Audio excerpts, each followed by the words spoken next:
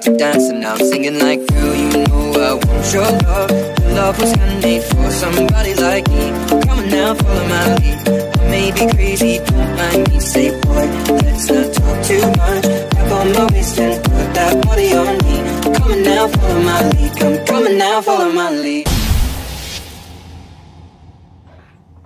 Okay, so what's up mga ka-Jom? So this is Kuya Jom and this is our vlog. So right now, ang ating oras ay 11:49 ng gabi. Okay, so 11:49 ng gabi. So malapit na mag-12. So ngayon hinihintay na lang natin mag-12. Sasagutin natin itong mga tanong na to. Alam niyo kung bakit hanggang ngayon gising ako? Dahil yun sa inyo. Hindi ako makatulog sa mga tanong ninyo kasi sobrang hirap sagutin. And hindi ko alam kung paano ko sasagutin itong mga to. Kasi dignidad yung usapan natin dito, bro. So okay. So before anything else, before natin to simulan, don't forget to subscribe. Please lang, don't forget to subscribe. And of course, like this video and comment, or if you have any suggestions, please comment down below. And of course, share this video pag tayo napasaya ng video na to. And of course, sa mga nandyan, lalo na sa mga OFWs na nag-aabang sa mga videos ko. And of course, sa mga kaibigan ko, sa mga sumusuporta sa akin na naghihintay ng videos. Eto na, gagawin ko na to. Usapang tigilan na to. Okay guys, so bago natin simulan to, baway muna. Tarat na! Okay, so what's up mga ka-Jom? So, ayun nga, sasagutin natin itong mga tanong na to. And hindi ko alam kung masasagot ko talaga. Pag hindi ko nasagot, parang napanood ko to kay Ivana eh. Parang napanood ko to kay Ivana. Pag hindi ko nasagot, pag hindi ako sumagot, aalisin ko yung isa sa mga gamit suot ko. My goodness! Dapat may bra. Okay. So, first question. Pipili tayo ng ating first question. What is most important? Love or career? Wow! Love or career? Naalala ko to. Ano ba? Parang pageant talaga to Q&A So naalala ko to, sinagot ko to last na nung sumali ako ng pageant. Naalala ko tong tanong na to, tinanong to sa akin. And what is most important, love or career? Alam niyo po, ito po yung grabing pageant na sinalihan ko kasi pinapili ako between love and career. And yung mga tao, sinisigaw nila. So hindi pa ako sumasagot. So kunwari ako to, no? So kunwari nakatayo ako sa stage. So sabi nila, what will you choose? Sabi nung judge, career or love? Tapos, ako natulala ako kasi yung mga tao, career ng career. So, pag career yung pinili ko, medyo, parang walang power. Kailangan tumaliwas ako, kailangan ko tumaliwas ng sagot para yung mga tao, mag-iba yung ihip nila, mapapabilib sila. So, paano kung i-defend si love? So, sabi ko, I'm gonna choose. May pa-thank you yun di ba? Uso pa dati. Thank you for that very reminding question. For me, I'm gonna choose love. Tapos guys, alam nyo mga ka-Jom ang nangyari. Lahat sila nagsigawan, tapos binubu nila. Boo! Ayun, sabi nila, forever. Ano ba naman yan? Ganun sila. Kasi naririnig ko talaga sila. Tapos nasa isip ko, Lord, anong gagawin ko? Babawiin ko ba yung sagot ko na love? Tapos bigla ako na nahimik. Tapos sabi nung MC, quiet please, quiet please. Tapos biglang pumasok sa akin yung, as I believe that these three will remain forever. The hope, the faith, and the love. And the most greatest in these three is love. So how can we say that we are successful in our career if we don't even love ourselves? How can we say that we are successful in life if we don't know how to mingle with others and show our love? How can we say that we are a successful one if we don't have love in our heart? So, in everything we do, in every day that we exist, we must put love in our heart and showcase or show other people how you love them. So that's all. Thank you. Ganun! Diba? So yun yung tanong, yun yung sagot ko. And alam niyo guys, lahat sila nakatulala, tapos bigla silang nagsigawan. But sad to say, hindi ako nanalo. First runner-up lang ako. And okay lang. Kasi yung title, hindi nakasagot. Basta hindi ko alam kung ano nangyari, bakit ganun yung nangyari. Pero okay lang sa akin yun kasi kailangan nating ipakita yung pagiging sportsmanship natin. Meron yung time na nasasaktan ako kasi pag naalala ko yung mga ganung bagay. Pero yun yung sagot ko dati. Na nung pagkatapos kong bumaba ng stage, kinongratulate nila agad ako kahit wala pang title. Pero sad to say, first runner-up lang. Pero okay lang ako doon. So yun yung sagot ko. And yun nga pala, ito ay galing sa kay Jedija. So actually, meron pa siyang follow-up questions. So, sabi niya, pa-shoutout. So shoutout kay Kabsat, Jedija. Ayan, hello sa'yo. Sana patuloy mo akong suportahan and sana nandiyan ka palagi to support me in every videos na ilalabas natin sa akin channel. So, thank you sa inyong suporta. And next question is, what is your greatest weakness? What is my greatest weakness? Halatang mahilig talaga ako sa pageant, no? So, ito naman, tinanong to sa akin sa isang pageant din. Tinanong din to, naalala ko to eh. And ang hirap kasi sumagot talaga in front doon sa maraming tao kasi nandun yung kaba mo talaga. Tapos, kailangan mo magpakitang gilas ng sagot. And meron lang yung mga time na sumasagot ako ng Tagalog. Pero, mostly talaga English talaga ako sumagot kasi nga mas madali kasi mas maganda kasi maka-impress. So, ang sagot ko dito nung tinanong sa akin to, ganun ulit. Thank you for that very minding question. So, for me, what is my greatest weakness? For me, I have a lot of things to consider when it comes to this. But I can say that actually, my greatest mistake is to lose my mom.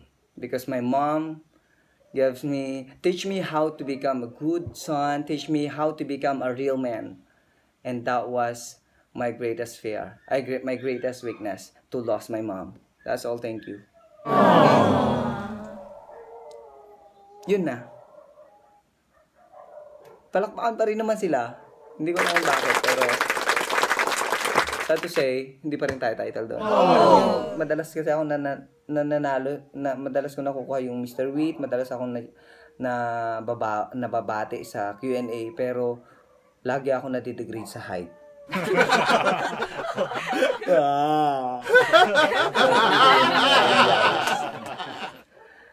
Another question.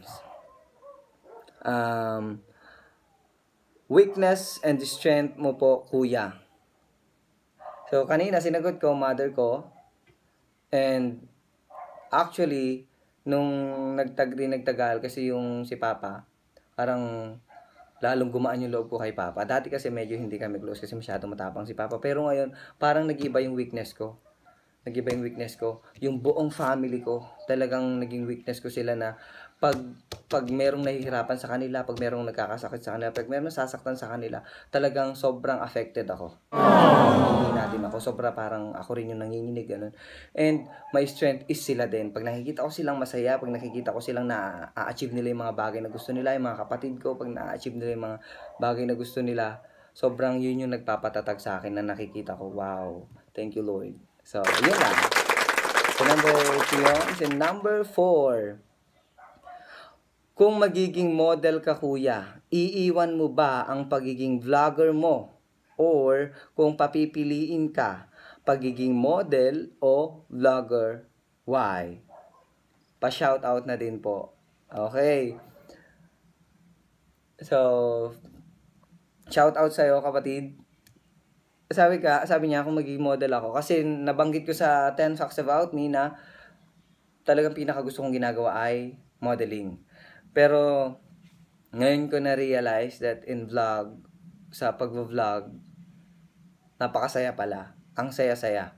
Sobrang saya. Pero sa modeling kasi dati, nung nakikilala na nila ako, sobrang daming appreciations din. Sobrang ina-appreciate din nila ako, lagi nila akong mini-message, lagi nilang, wow, grabe, nag-improve ka na, nag-iba ka na, ganon. Pero dito, kung papipiliin ako, pagiging model o pagiging vlogger, para sa akin, pagiging vlogger. Kasi sa pagiging vlogger, kaya kong maging model.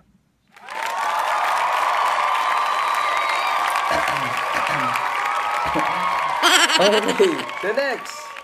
Ito naman ay galing ka, hindi ko alam kung, hindi ko daw siya i-mention. So, private daw.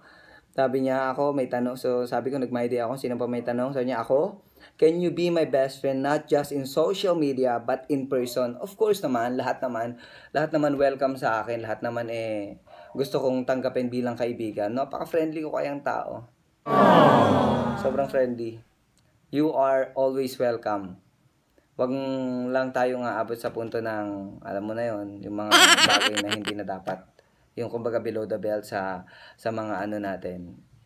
Okay lang ako sa friendship, talagang mapagkakatiwalaan nyo ako and mabilis ako magbigay ng tiwala. Kahit hindi pa kita kilala, kahit sinasabi nilang pangit ugali ko, pagtitiwalaan kita. Kasi I strongly believe that people always change. Naniniwala ako doon. Kung masama ang isang tao, naniniwala ako mababago pa rin yun.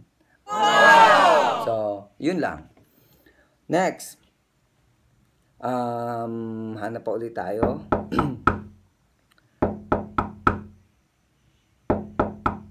Pwede bang maging tayo? Hehehe. Hindi. Hindi. Kasi sa ngayon, pwede bang maging tayo? Hindi pa. Kasi nga, parang sa heart ko, meron ng naka-reserve na siya na parang sa isip ko, puso't isip ko, siya na yon. Kaya nga lang, ayaw pa namin na magkaroon ng label, pero we respect each other na hindi kami pwedeng mag-post ng something sobrang, sobrang nakakasakit ng damdamin na parang, alam mo, may ka-fling kang ibang babae, tapos papakita mo ba sa kanya? Wala naman. Pero sa ngayon, hindi talaga. Mataba o slim? Slim, syempre. Pero hindi ko dinidegrade yung matataba. Lahat ng mga matataba, mayroong mga matataba ngayon, lalo yung mga matataba, ang sexy ng iba. Pero ngayon, mataba o slim? Mataba. O slim? Slim talaga. Mahilig talaga ako. Kagaya ako, takot talaga akong tumaba. Takot talaga akong tumaba. Kaya minsan hindi ako kumakain. Minsan nag-water therapy lang ako, nag-fasting. Kasi nga, takot talaga akong tumaba. So, yun. Next. Possible bang ma-develop ang katulad mo sa isang katulad ko? Ano ka ba? Ano ka ba? Tao ka naman siguro, no? Possible pa rin ma-develop ang katulad. Ay, hindi. Kasi ito ay friend, hindi naman friend, pero kakilala na may part ng LGBT. Pero hindi.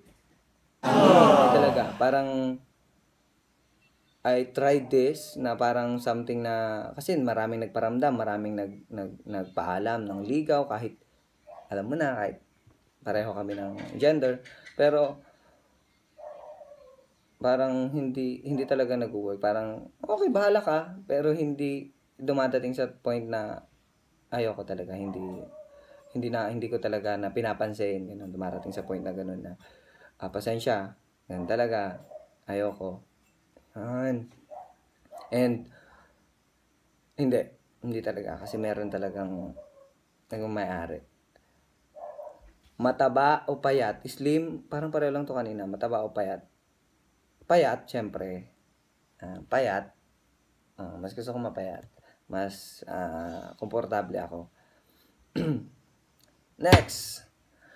Ba't wala ka pa rin jowa?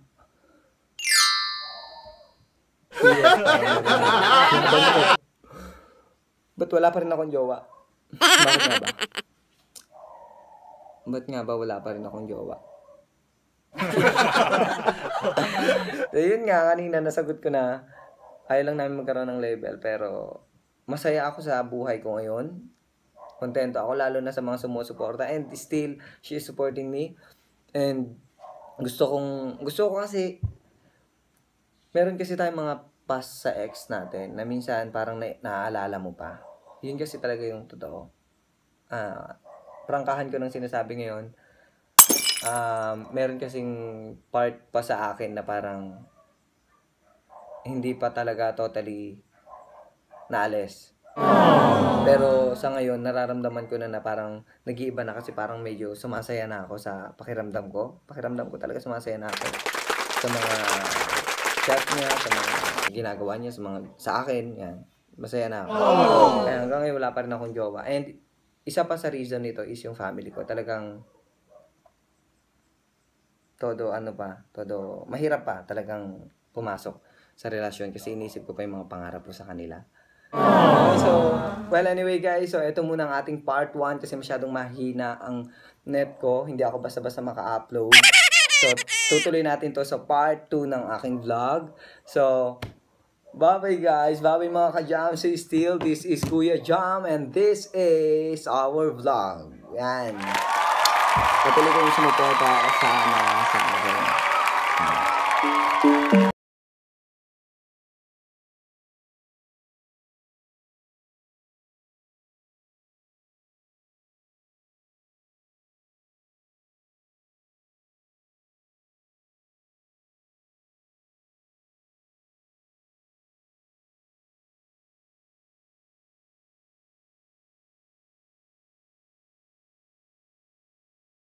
Singing like, girl, you know I want your love. Your love was handmade for somebody like me. Come on now, follow my lead. I may be crazy, don't mind me. Say, boy, let's not talk too much. Grab on my waist and put that body on me. Come on now, follow my lead. Come on now, follow my lead.